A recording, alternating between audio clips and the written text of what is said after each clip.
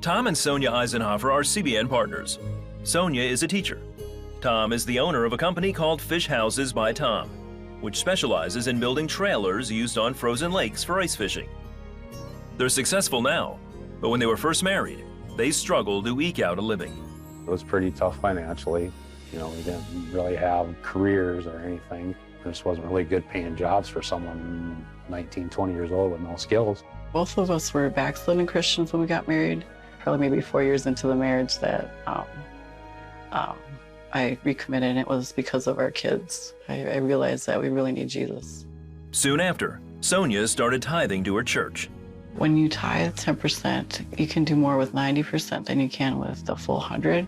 The Lord delivered me from smoking and drinking. Basically, I would take what I used, smoking and drinking, and gave it to the Lord.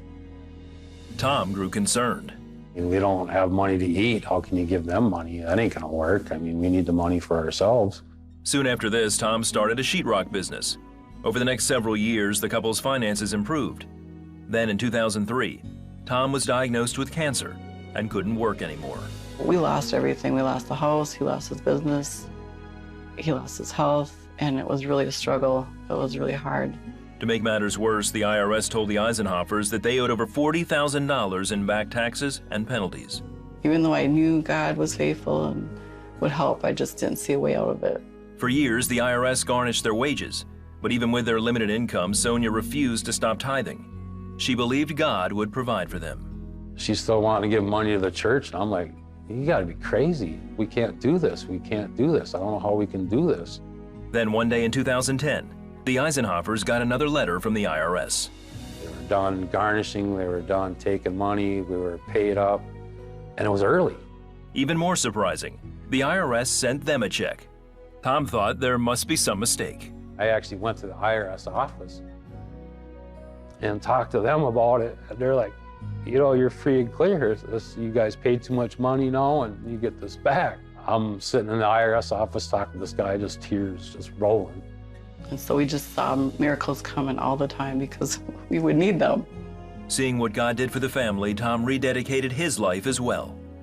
By this point, he was well enough to work again, and so he prayed for direction.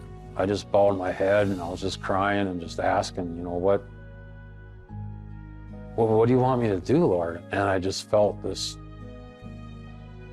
feeling, I don't know, peace or rush or whatever you want to call it. You're a builder, Tom.